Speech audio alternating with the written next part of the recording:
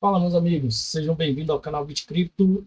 Enquanto vocês estão aí começando a assistir a primeira parte do vídeo, né, desse vídeo aqui, eu quero trazer para vocês aqui essa parte aonde eu encontrei a opinião do Jeremy Rogan.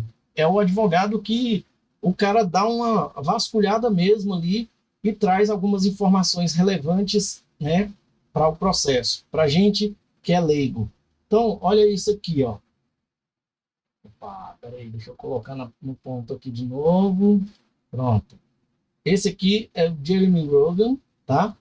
E ele está dizendo o seguinte aqui: algo no post da Eleanor Territy chamou minha atenção. O que ela disse lá? O caso está em processo de conclusão e pode acabar em breve. Isso aí deixou a comunidade XRP alvoroçada. O microfone estava meio fora ali, gente, então poderia estar com um áudio pior do que estava, né? Agora deve ter piorado um pouquinho, mas eu acho que dá para levar aí, né? Ainda estou fazendo revisões aqui na configuração do áudio e eu descobri por que o áudio estava falhando aquele dia, tá, gente? É porque a plataforma atualizou, apareceu a atualização, eu atualizei e depois disso as configurações provavelmente mudaram, né? Então vamos lá, pessoal. Então, sobre o caso está em processo de conclusão e pode acabar em breve, deixou a galera assim alvoroçada, muito louca mesmo, doida para ver o fim desse processo. Eu também tô, só que da forma legal. Olha só, a única maneira do caso terminar em breve seria se a Ripple e a SEC chegassem a um acordo privado, tá? Acordo privado. Isso é péssimo, tá? Que seria diferente do julgamento, né? O juiz ir lá julgar e falar, opa, é assim. Rejeitando o recurso, tá? A única forma que chegasse a um acordo privado, rejeitando o recurso, tanto a SEC rejeitando dela e a Ripple também rejeitando dela. Ou seja, eles pararia tudo ali no segundo circuito e simplesmente nunca levassem os termos do acordo de volta ao tribunal de primeira instância para serem ratificados. Ou seja, a SEC não falar para a juíza, a juíza ia estar sabendo, que ela pode estar acompanhando, mas isso aí nos autos não estariam, só se eles levassem aos autos, né? Chegasse lá, arquivasse um documento lá para a juíza e levar os termos dos acordos lá, né? Ó, a gente que estava juntando aqui, fazendo isso aqui, a gente não quer aquela aquela aquela parte lá, eu até esqueci o nome do negócio. O termo lá, né, que a juíza colocou no meio do processo, de forma que a Ripple não poderia vender mais XRP para institucionais, né? Desde que ele registrasse. E isso não é um problema, gente. Isso não é um problema. A Ripple pode simplesmente registrar o XRP lá da venda, né, como um título e simplesmente tocar o barco, né? Bom, mas isso aí é um caso a pensar. Isso é possível, mas assumindo que a liminar, né, gente, o nome, é o ponto crítico. Por que eu deixei em vermelho, gente? Esse ponto crítico, nada do que acontecer nesse processo fora dos autos é benefício para a Ripple. Tudo que acontecer fora dos autos de forma privada, como a gente viu ali, a, numa próxima administração de um governo que é contra as cripto, ele simplesmente vai lá e mete a faca, bota de novo o processo no lombo da Ripple. Então, isso daí, gente, não tem por que a gente aceitar que isso encerre dessa forma, tá? É como se você estivesse assistindo um filme e alguém desligasse a televisão. Você ia ficar pelo meio do caminho, correto? Vamos lá. Eu e minhas comparações. Vamos lá. A SEC teria que concordar em não executar a liminar do tribunal. E você acha que nessa gestão, nessa administração, eles não iam fazer isso, mas em uma próxima administração, a Ripple nunca ia dormir sossegada, né? Tenho dificuldades em acreditar que a SEC concordaria com isso, mas possivelmente poderia concordar com algo mais oblíquo, como fornecer a Ripple um caminho para realmente registrar as vendas de XRP para investidores institucionais. Pronto. Isso aqui ia valer para a Ripple e outras empresas também, né? Porque ia virar um precedente. Por exemplo, né, isso aqui tudo que a SEC faria, né, é o exemplo que ele está dando. Ou seja, a Ripple poderia obter o que precisasse, enquanto a SEC não descarta descaradamente a ordem do tribunal. Ou seja, pode ter esse ter que eu não sei o que é, pode ser feito. Tudo pode ser feito, né? Uma coisa assim. Esta é a única maneira que vejo de o caso ser resolvido nos próximos dias ou semanas, de o que aparentemente seria consistente com o que ela relata, né, no documento dela lá no Twitter, né? Mas vamos continuar aqui. Ele continua aqui, ó. Tribunais de apelação não têm jurisdição para impor ou executar julgamentos. Às vezes, em litígios multidistritais, você verá um tribunal de apelação endossar ou aprovar um acordo, mas mesmo isso é raro. E ainda assim, o caso é enviado de volta para o tribunal da primeira instância, lá no tribunal distrital. O tribunal de apelação está apenas dando ao tribunal de primeira instância uma piscadela de que o acordo funciona para ele. Ou seja, tá tudo ok, não tem nada inconstitucional, coisa assim, né? O que significa que se as partes chegarem a um acordo simples e não o ratificarem lá com a juíza Torres, provavelmente nunca saberemos os termos. Ele permanecerá privado, só assinado entre eles lá.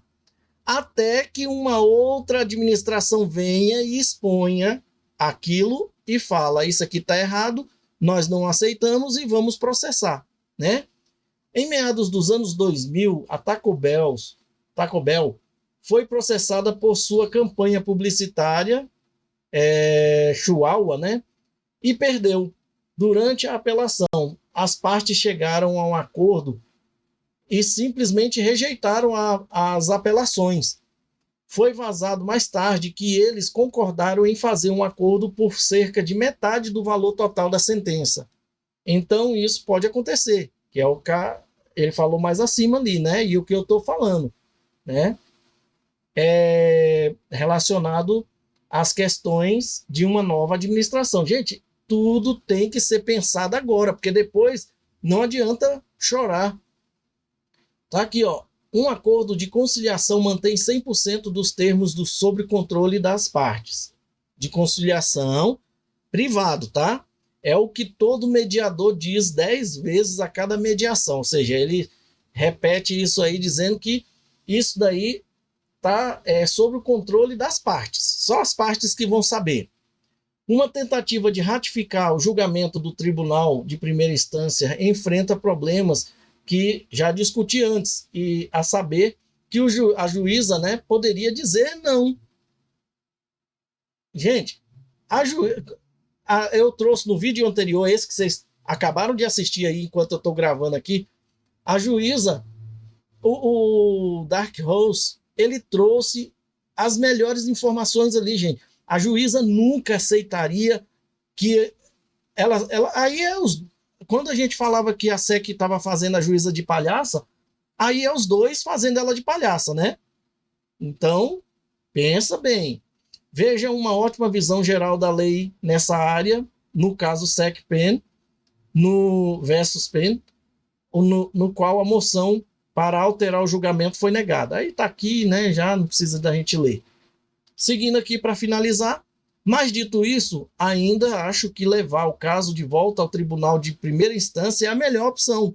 Ou seja, os dois rejeitam o recurso, cada um rejeita o seu recurso no segundo circuito, quando o juiz, até antes do juiz começar a deliberar, né?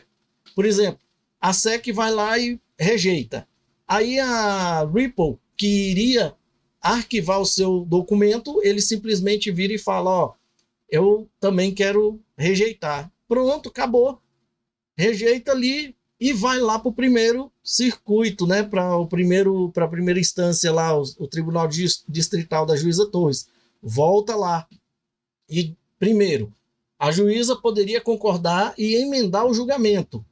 Em 2010, no caso SEC versus Bank of America, o juiz Rakoff, do Terraform Labs, não estava feliz com o acordo, pensando que o Banco of America estava se safando muito fácil, o que era verdade. Mas ele ainda concordou em entrar com um julgamento de consentimento e deu peso considerável ali ao processo, ao veredito, né? A posição aumentando ali, né, a posição da SEC, melhorando, né, que o Banco of America ia sair vencendo, então melhorou a posição da SEC. Como ele diz, o poder de fazer cumprir a lei nunca deve ser confundido com o poder de impor suas próprias preferências. Então, gente, isso aqui, já começa a servir para o caso. Não adianta eles tentarem fazer um acordo de comadres ali, tá? Nunca deve ser confundido, né, o poder de fazer cumprir a lei com as próprias preferências. Ah, porque agora nós estamos bem com o Trump, a SEC agora é uma outra SEC, nós estamos a favor do vento, né? Mas e aí? Agora, porque está a favor do vento, você vai lá e vilipendia o veredito da juíza Torres, né? Aquilo que todo mundo estava esperando lá no passado. Vai que a juíza Torres vira e fala assim, tá, tudo bem, eu vou tirar a liminar e vou tirar também a característica do XRP não ser um título por si só. E aí?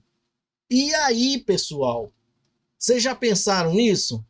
Dela pegar e falar assim, tudo bem, eu vou fazer isso para vocês. Só que eu preciso tirar também a menção de que o XRP por si só não é um título, porque você não quer eliminar, você quer vender o XRP, né? E se você vai vender o XRP para institucional, você vai vender como um título. Porque você não vai vender simplesmente por vender como se você vendesse no mercado secundário. Então, o XRP não pode ser considerado por si só não ser um título. Então, você já imaginou isso, gente? Aí, deslancha tudo, começa, se quiser abrir um processo de novo para começar tudo de novo, para evitar que o XRP fosse considerado um título. Aí ia ter que debruçar para os cabras lá do Congresso votar logo, né? Que nenhuma criptomoeda pode ser considerada um título por si só, né? Você tá vendo? Aqui é eu que estou falando, eu estou indo pela lógica. Eu não sou advogado, todo mundo aqui já sabe. Mas você tá vendo que uma coisa desencadeia a outra? Se eles voltassem lá no tribunal, é a única forma que o Jeremy Rogan sabe que daria certo. Só que, e se ela disser não? E se ela aceitar que eles voltem lá para emendar o julgamento e de repente ela fale isso sobre o XRP? Pensa nisso. Segundo, e daí? Se o tribunal de primeira instância se recusa a emendar o julgamento, o que acontece? Você ainda está na mesma posição e ainda pode entrar em seu acordo de liquidação privada, né? A ordem que ele coloca aqui é: você pede a anulação dos recursos lá no segundo circuito, os dois, abre uma moção lá na juíza Torres pedindo para emendar o julgamento, de forma que ela tire a liminar. Aí vem aquele problema, aí é um tiro no escuro. E se ela pedir para poder falar assim, pedir não, avisar, né, que nós vamos ter que colocar ali,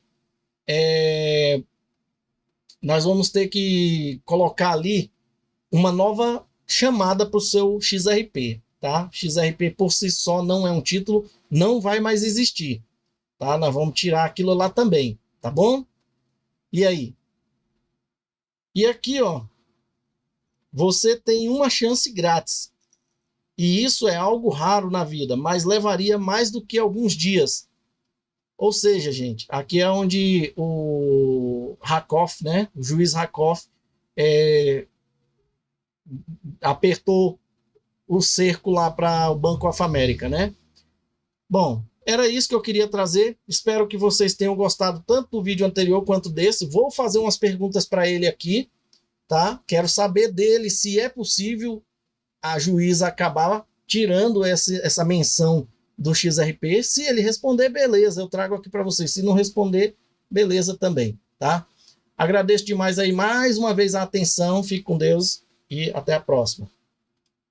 Chegamos ao final de mais um vídeo. Agora, se você quer se sentir parte dessa família chamada BitCrypto e gostou do vídeo, considere deixar um like. Deixe também o seu comentário aqui no vídeo para a gente saber o que você achou da informação e deixe também alguma informação que você queira aí. Participe, você faz parte do canal. Compartilhe o vídeo para que outras pessoas também tenham essa informação. Não guarde a informação só para você. Se você ainda não é inscrito no canal, considere fazer parte da família BitCrypto, se inscrevendo e aproveite e ative o sininho para você receber notificações dos próximos vídeos. Muito obrigado e até a próxima.